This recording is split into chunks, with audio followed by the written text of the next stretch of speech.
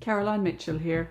I'm an ex-police detective and crime thriller author, and today I'll be talking about the strange and disturbing case of Nikko Jenkins. This isn't the first time a killer has blamed outside forces for their actions, but an Egyptian god? Well, this was certainly a family affair, and not only was Nikko's own mother aware of what he was up to, she bought him the bullets to do it. This case is full of drama, so if there's any parts you want to skip, I'll put some chapters in the box below.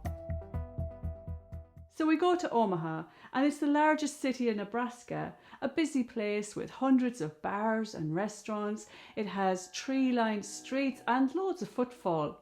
It also has beautiful rolling hills, parks and the sound of the Missouri River.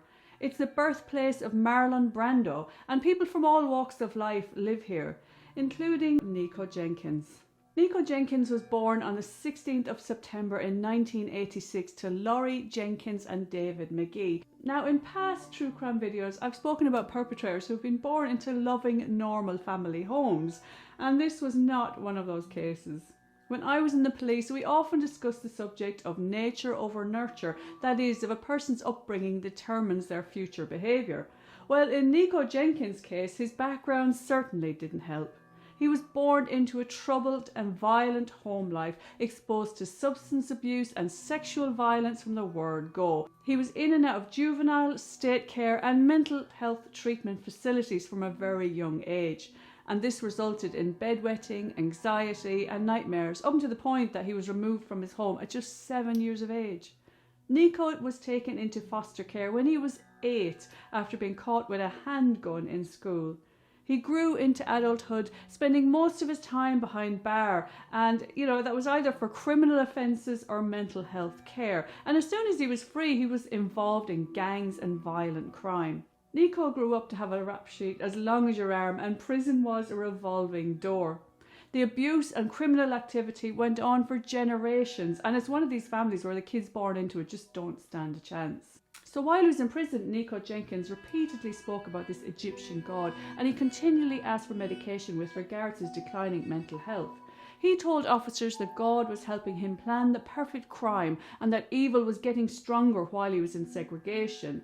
Nikko did not like to be left alone with his thoughts. He cut his face and gave himself homemade tattoos all over his body, saying this Egyptian god asked it of him. As his release date loomed, he spiraled into depression. He was having problems sleeping, and he warned officials that he was concerned about his release. He said that when he got out of prison, it will begin, as he spoke about killing without prejudice. Jenkins was released on July the 30th in 2013, and just days later, on the 11th of August, he shot dead 2 men, 29-year-old Jorge Ruiz and 26-year-old Juan Pena. Now, I wasn't able to find out very much about these victims, but there seemed to be no motive to the crime, and they weren't known to Nikko up until that night. Nikko's sister, Andrea Jenkins, and their cousin, Christine Bordeaux, they met the men at a nightclub, and they spent some time with them and went back to an apartment and suggested that they all go to Spring Lake Park on the pretense that they would perform sexual acts on them. Bordeaux later testified that she called Nikko that night to say that one of the men could have as much as $1,000 in cash on him. They brought the men to Spring Lake Park, and Jenkins shot them both in the head. Just over a week later, Nikko and his sister murdered 22-year-old Curtis Bradford. Now, Curtis was a cellmate of Nikko who nicknamed him My Little Homie, and he had posed for a Facebook photo with him just the night before. It's said that Curtis had been at a barbecue at his aunt's house when he got talking to Nikko and his sister on the street outside, and Nikko and Curtis had talked about committing a robbery together that night. They picked up 2 of Nikko's sisters, 24-year-old Erica and 19-year-old Laurie, and headed towards the 18th Street and Florence Boulevard in a maroon Ford Taurus. But Nikko and his family had darker plans, and it's said that Erica was excited about her first kill. Curtis, Erica and Nikko got out of the car, and Laurie stayed behind. Erica shot Curtis first and Nikko followed. Shots were heard by locals and the police were called, and it became apparent to the police that this wasn't a random mugging. I mean, they found his wallet, driver's license, $55 and a small amount of crack cocaine and a cell phone battery upon his person. So there seemed to be no motive for the crime. 2 days later, on the 21st of August, Nikko Jenkins committed yet another random killing, and this time the victim was 33-year-old mother of 3, Andrea Kruger. She had been working as a bartender and she was on her way home to care for one of her sick children, and she'd stopped off for something to eat, a little bit of fast food, and at that time then she was jumped by Nikko Jenkins and his sister. Nikko pulled her out of her vehicle and threw her to the ground before shooting her 4 times. It was a brutal and vicious attack, and she was later found lying dead on the road. Thanks to tips from members of the public, police later found her vehicle abandoned 12 miles away, and Nikko Jenkins' 54-year-old uncle, Warren Levering, was seen on CCTV attempting to set the SUV alight.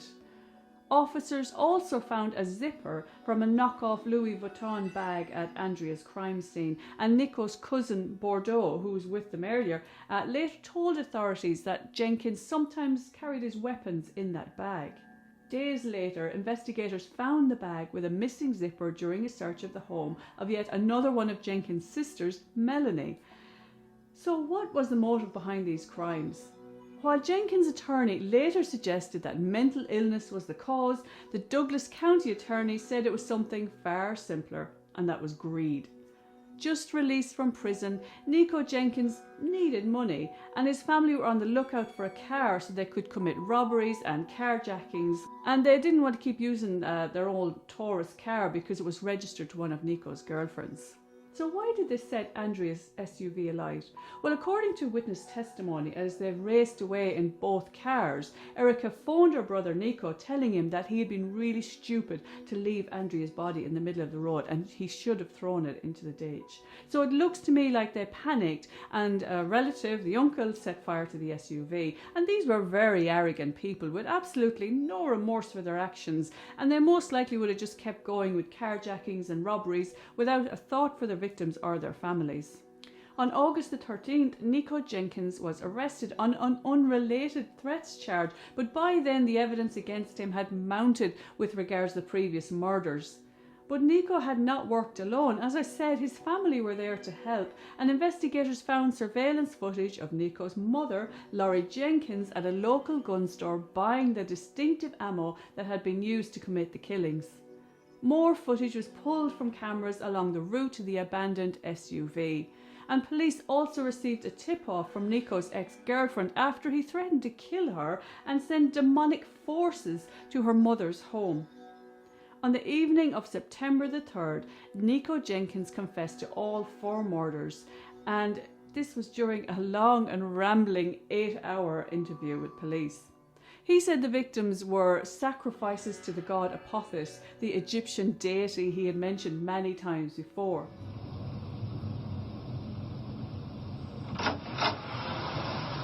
There you go. I don't like to be alone. I need to speak to someone. Okay. That's what makes my mind frame goes back. Obviously I'm schizophrenic, bipolar, sir. I don't take medication, so right now that's why I'm trying to stay. That's why I told them they need to hurry up when I'm in this mind frame. Okay. So that when I speak to you, it's clear. But another thing, what I'm about to do, the sheriff office and you guys need to be honest with me. Okay. Because if we're going to make this work and get this closure for this family, you're going to have to tell me what you have and what you don't have. That way I know if I have to go get it for you, because these are my cousins. Okay. These are my 2 family members, the ones that were in the house that day. Okay. Okay. They're brothers, but the one of them, you think I'm a mental case. He's a severe mental case. He has documented being in Lincoln Regional Center, Psychiatric Hospital. Are closed at this time, bartenders, and they're walked out to their cars, but after that, you know what I mean? You know what I mean? Because the specific point was to get her to an isolated place. You see what I'm saying? To where, and obviously, when you're out there, only thing that's, like, especially off of Maple, once you leave off of Maple, everything is black. Everything's black out there. So, it was a perfect opportunity. And that's why y'all don't even understand, man. Y'all don't understand how hard this is for me right now, because I'm portraying my family. Do you understand it? This is not just me. I understand one family's getting closure, you know, but I'm literally betraying my family and my bloodline. I will testify to that. And this is the first time that I've ever aided and assisted law enforcement in my life. So any jury, any judge, any prosecutor will be, once I sit on that stand and testify to this, it's golden. Any jury is not going to look at me and say, oh, he's told before and he's done. With my history and my reputation, and this first-time testimony of ever aiding system enforcement, and everything that I'm saying is accurate. He was charged with 4 counts of murder following the confession.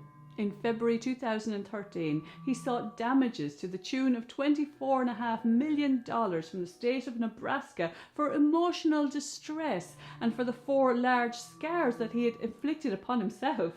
He blamed the mishandling of his fragile mental state and subsequent early release, and his ex-wife, who had similar facial tattoos, also blamed the state, saying that Nikko never got the help he needed.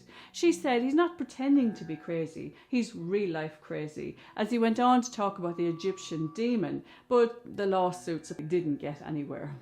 Andrea's husband, Michael Ryan Kruger, filed a claim for $7.5 million against the state of Nebraska for negligence in releasing Jenkins early from prison. And the claim alleges that the state failed to treat or properly diagnose Jenkins' serious mental health issues, amongst other things, but the claim was later dismissed. And during his time inside, Nikko wrote a letter to the Omaha Herald newspaper saying that he was sorry for the actions that he had committed and that he would plead guilty to spare the victims' families any further distress in court. But, you know, I think it was the notoriety that he enjoyed. Nikko continued to be in the news as he continued to harm himself in prison and have these weird outbursts. And there were numerous incidents reported, and this does get a bit gross, because he attempted to carve the word Satan on his face, 666 into his forehead, tried to swallow a set of keys, split his tongue like a snake, swallowing his own and cutting himself with blades, which these blades were smuggled into his cell apparently. And Jenkins seemed to get off on the shock factor as he, continued to push the boundaries. But this guy seemed immune to pain as he, tried to cut his penis into the shape of a snake. Ouch. He received 27 stitches for those injuries and, of course, more airtime on US TV. And unsurprisingly, attorneys argued if Jenkins' IQ was high enough for him to be convicted of the death penalty, and he had been tested in 2003 and was stated to be lower than average at 69, which was under the threshold, but a judge did deem him competent and the hearing was put forward. Jenkins remained vocal as always, telling news broadcasters that he was set up and would expose the corruption in court. Court experts deemed that Nikko had known what he was doing. Although he had mental health issues, he was an expert in the art of manipulation. They said his thinking was premeditated, despite some of his beliefs seeming delusional, and that the manipulative behaviour was indicative of someone with a personality disorder rather than schizophrenia, for example. He was declared competent to stand trial and decided to defend himself. Nikko Jenkins entertained the court as he stood by his claim that he had acted under the influence of this Egyptian god Apophis. Court officials even dubbed Nikko's appearances as the Nikko Show, and his behaviour was theatrical as he spoke in tongues and howled in court, most likely to back up his claims of insanity. Jenkins pointed out that he'd had a history of successful carjackings in which he didn't kill, and said he didn't take any cash from Andrea Kruger's purse that night. He said it wasn't a robbery and he wouldn't hurt a woman unless the Egyptian god told him to. He insisted the victims were all human sacrifices and that he was just carrying out commands. There were a lot of hold-ups due to multiple psych evaluations, but in May 2017, Nikko Jenkins was sentenced to death by a panel of 3 judges and sentenced to 450 years in prison for weapons charges in connection with the murders. Now people ask, why do offenders sometimes get sentenced to hundreds of years for their crimes? Because obviously they're not going to live that long. So what's the point? Well, it's not as simple as just giving someone a life sentence. Life doesn't always mean life behind bars in some jurisdictions. It means that your life will be restricted and there's always the possibility of parole. And when you're granted parole, it means that you can serve the rest of your sentence outside of the prison system. So lengthy sentences means there's little to no chance of that happening. Of course, where the death penalty is involved, such sentences can also be symbols standing as a message to others should they think about going down that road. Also, there were many separate sentences for different offences, so they would be served at the same time. Nikko's mother, Laurie, confessed to buying the ammunition that her son later used to kill his victims, but she said she thought he was using it in self-defense. However, in court it was revealed that Jenkins' family even discussed getting a homeless person to buy it, since Nikko was a convicted felon and couldn't do it himself. Nikko Jenkins asked his girlfriends, sisters and other relatives to buy it, but of course his mother stepped in. "I've been persecuted and slandered to be the monster I am not," Laurie Jenkins said, "and there's no happy ending for anybody as I'm a victim too." She was sentenced to 2 10-year sentences, but the terms to be served concurrently, which is at the same time. And with time already served and other factors involved, this was not a great result. Nikko Jenkins' 54-year-old uncle Warren Levering pleaded no contest to charges as accessory to murder and attempted robbery and was sentenced to 40 years in prison. Nikko's sister Erica was sentenced to between 60 and 100 years in prison, and not only did she not show any remorse, she actually blamed their actions on the state. Her cousin Christine Bordeaux was sentenced to a combined 20 years for criminal conspiracy and attempted robbery, and after giving evidence against Nikko and her family, she was sent to the same prison as Nikko's sister. Erica, Nikko's sister, requested to be put in the same cell as her cousin, and surprisingly this request was granted. I mean, it's mental, isn't it? With the help of another inmate, Erica bet Bordeaux within an inch of her life using a metal padlock as a weapon. Bordeaux had to have extensive surgery for her injuries and was later moved to a different prison. Well, I should hope so. Bordeaux hadn't told prison authorities, though, that she was afraid of Erica Jenkins because she said that it would restrict her movements inside. She filed a civil lawsuit against the Corrections Department for housing the two of them in the same cell. But the crazy didn't stop there. It seemed that love was just around the corner for Nikko Jenkins. In December 2019, a woman named Dawn Arguello stated that she had fallen in love with Nikko while she was volunteering for an inmate advocacy group. "He's an enigma," she said. "He has feelings. He's very sensitive. He's very intelligent. And yes, he's very manipulating." As a sign of his affection, Nikko Jenkins had the name of his new fiancée tattooed onto his face. There is no doubt that Nikko Jenkins suffers from serious mental health issues, and he has done from a very early age. I mean, he was born into violence, facilitated by the people around him. But we must remember that behind all of this drama, 4 people have lost their lives. Messages from above come in all forms. Tonight at the Deja Vu Lounge, those that will go to the sky are a colorful tribute. Even Andrea Kruger's smallest relative, her 16-month-old niece, is here, held by Andrea's brother, Ryan Roberts. She has a message. Her family and friends from the Deja Vu Lounge do too, saying things like, "Miss you, love you, watch over us." Andrea Kruger was one of 4 victims of a brutal killing spree last summer. A random act, prosecutors said. She was murdered in the early morning hours, August 21st, after working a shift here. I'll put your name on it. Tonight, she comes back, in memory and in love, accompanied by a somber soundtrack. Through the messages soaring into the sky, asking her to watch from above. Did Nikko know what he was doing? Many would say that he did. And could these murders have been prevented? Many would agree with that too. But it comes down to what we call in the police mens rea, which means guilty mind or guilty intention. What do you think of this case? Do you believe Nikko Jenkins was responsible for his acts? I would love to hear your thoughts on it. If you found this video interesting, then you might like to check out some of my others. And don't forget to subscribe and even give the video a little like. I have lots more on the way, so I wouldn't want you to miss out.